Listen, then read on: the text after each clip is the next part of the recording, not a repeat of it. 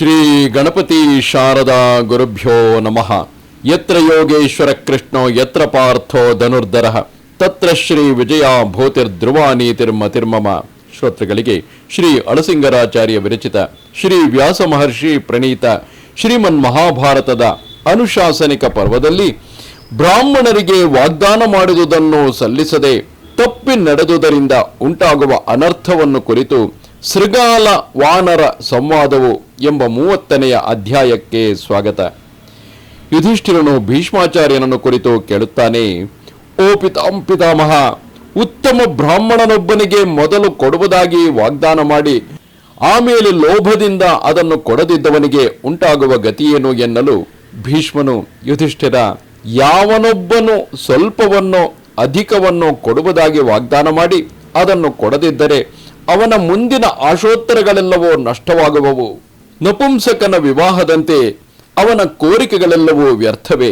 ಅಂತಹ ಪಾಪಿಯು ಹುಟ್ಟಿದುದು ಮೊದಲು ಸಾಯುವವರೆಗೆ ನಡೆಸಿದ ಹೋಮ, ದಾನ, ತಪಸ್ಸು ಮೊದಲಾದ ಸಮಸ್ತ ಪುಣ್ಯಗಳು ವಿಫಲವಾಗುವವು.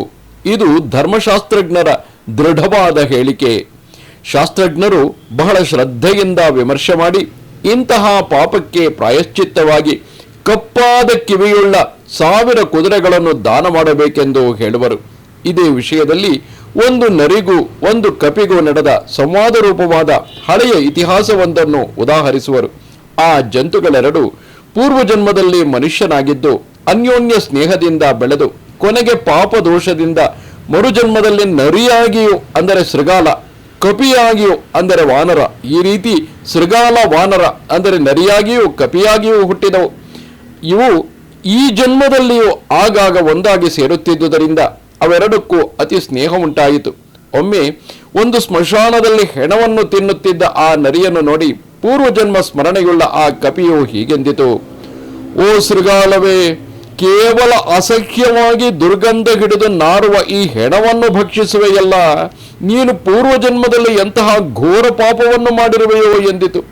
ಅದಕ್ಕೆ ಆ ನರಿಯು, ಎಲೈ ವಾನರನೇ, ಹಿಂದೆ ನಾನು ಒಬ್ಬ ಬ್ರಾಹ್ಮಣನಿಗೆ ವಾಗ್ದಾನ ಮಾಡಿದುದನ್ನು ಸಲ್ಲಿಸದೆ ಹೋದುದಕ್ಕಾಗಿ ಇಂತಹ ಹೀನ ಜನ್ಮವನ್ನು ಹೊಂದಿ ಹಸಿದಾಗ ಇಂತಹ ದುರಾಹಾರದಿಂದ ಹೊಟ್ಟೆ ಹೊರೆಯುವನು.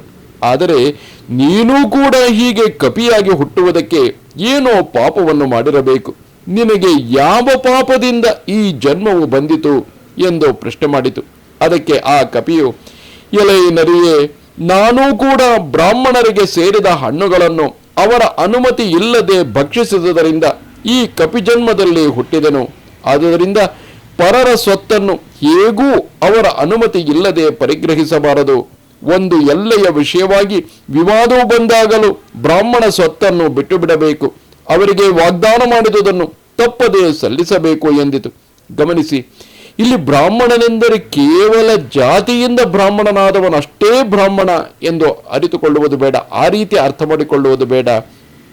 ಬ್ರಾಹ್ಮಣನೆಂದರೆ ಯೋಗ್ಯವಾದ ರೀತಿಯಲ್ಲಿ ಅಧ್ಯಯನವನ್ನು ಮಾಡಿ ಶಾಸ್ತ್ರಾಧ್ಯಯನಗಳನ್ನು ಮಾಡಿ ಪಂಡಿತನಾದವನು ಹಾಗೂ ಸಮಾಜಕ್ಕಾಗಿ ಆ ಪಾಂಡಿತ್ಯವನ್ನು ಸಂಪೂರ್ಣವಾಗಿ ವಿನಿಯೋಗಿಸುತ್ತಾ ಯಾವುದೇ ಸ್ವಾರ್ಥದ ದುರಾಸೆಗಳಿಲ್ಲದವನು, ಸಮಾಜಕ್ಕಾಗಿ ದುಡಿಯುತ್ತಿರುವಂತಹ ವ್ಯಕ್ತಿ.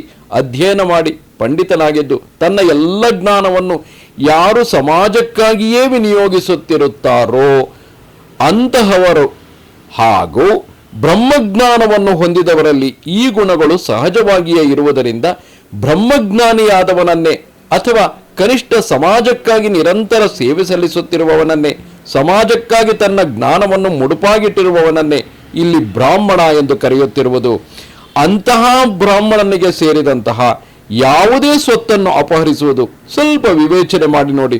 ಅಂತಹ ಬ್ರಾಹ್ಮಣನಿಗೆ ಯಾರು ಸಮಾಜಕ್ಕಾಗಿಯೇ ಸಂಪೂರ್ಣವಾಗಿ ತನ್ನನ್ನು ತಾನು ಸಮರ್ಪಿಸಿಕೊಂಡಿರುವನೋ ಅಂತಹ ವ್ಯಕ್ತಿಯ ಒಂದು ಸಣ್ಣ ಸ್ವತ್ತನ್ನು ಅಪಹರಿಸುವುದು ಅತ್ಯಂತ ಮಹಾಪಾಪಕ್ಕೆ ಕಾರಣವಾಗುತ್ತದೆ.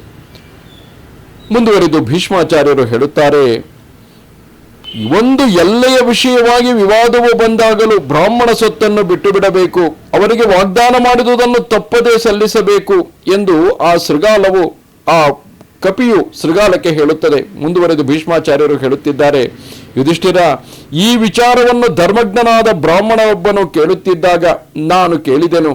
ಅಂದರೆ ಬ್ರಾಹ್ಮಣನೊಬ್ಬನು ಹೇಳುತ್ತಿದ್ದಾಗ ನಾನು ಕೇಳಿದೆನು. ಬ್ರಾಹ್ಮಣನ ವಿಷಯವಾದ ಈ ಕಥೆಯನ್ನು ಹಿಂದೊಮ್ಮೆ ವ್ಯಾಸಮುನಿಯು ಹೇಳಿದಾಗಲೂ ನಾನು ಕೇಳಿದೆನು. ಬ್ರಾಹ್ಮಣರ ಧನವನ್ನು ಅಪಹರಿಸಬಾರದು, ಅವರ ವಿಷಯದಲ್ಲಿ ಆದಷ್ಟು ಕ್ಷಮೆಯನ್ನೇ ತೋರಿಸಬೇಕು. ಅವನು ಬಾಲನಾಗಿರಲಿ, ದರಿದ್ರನಾಗಿರಲಿ, ಕೃಪಣನಾಗಿರಲಿ, ಬ್ರಾಹ್ಮಣನನ್ನು ಅವಮಾನಿಸಬಾರದು. ಬಾಯಿಂದ ಆಡಿದುದನ್ನು ಕೊಟ್ಟೇ ತೀರಬೇಕು. ಅವನಿಗೆ ಬರೀ ಆಶೋತ್ತರವನ್ನು ತೋರಿಸಬಾರದು ಎಂಬಿ ಬ್ರಾಹ್ಮಣೋತ್ತಮರ ಉಪದೇಶಗಳನ್ನು ನಾನು ಕೇಳಿರುವೆನು. ರಾಜ, ಮೊದಲು ಮಾತಿನಿಂದ ಬ್ರಾಹ್ಮಣನಿಗೆ ಆಶೆಯನ್ನು ತೋರಿಸಿದ ಮೇಲೆ ಅದೇ ಆಶೆಯಿಂದ ನಿರೀಕ್ಷಿಸುವ ಬ್ರಾಹ್ಮಣನು ಜ್ವಲಿಸುವ ಬೆಂಕಿಗೆ ಸಮಾನನೆನ್ನುವರು. ಆಶಾಭಂಗವನ್ನು ಹೊಂದಿದ ಆ ಬ್ರಾಹ್ಮಣನ ಕೋಪ ದೃಷ್ಟಿಯೇ ಅಗ್ನಿಯು ಇಂಧನವನ್ನು ಹೇಗೋ ಹಾಗೆ ದಹಿಸಿಬಿಡುವುದು. ಅದೇ ಬ್ರಾಹ್ಮಣನು ತನ್ನ ಇಷ್ಟಪ್ರಾಪ್ತಿಯಿಂದ ಸಂತೋಷಗೊಂಡು ಆಶೀರ್ವದಿಸಿದಾಗ ದೇಶಕ್ಕೆ ಅದೊಂದು ದೊಡ್ಡ ಕ್ಷೇಮಕರವಾದ ಚಿಕಿತ್ಸೆಯಂತಾಗುವುದು. ಬ್ರಾಹ್ಮಣನ ಪ್ರಸನ್ನತೆಯು ಎಲ್ಲ ಕೋರಿಕೆಗಳನ್ನು ಕೈಗೂಡಿಸಿ ಪುತ್ರ ಪೌತ್ರ ಪಶು ಸಮೃದ್ಧಿಗಳನ್ನು, ಬಾಂಧವರನ್ನು, ಮಂತ್ರಿಗಳನ್ನು, ಪುರ ರಾಷ್ಟ್ರಗಳನ್ನು ರಕ್ಷಿಸಬಲ್ಲದು. ಹೀಗೆ ಬ್ರಾಹ್ಮಣನ ತೇಜಸ್ಸು ಸಹಸ್ರ ಕಿರಣವುಳ್ಳ ಸೂರ್ಯನ ತೇಜಸ್ಸಿಗೆ ಸಾಟಿಯಾದದು. ಆದುದರಿಂದ ಶ್ರೇಯಸ್ಸನ್ನು ಕೋರುವವನು ಉತ್ತಮ ಜನ್ಮವನ್ನು ಬಯಸುವನು. ಬ್ರಾಹ್ಮಣನಿಗೆ ವಾಗ್ದಾನ ಮಾಡಿದುದನ್ನು ತಪ್ಪದೇ ಸಲ್ಲಿಸಬೇಕು.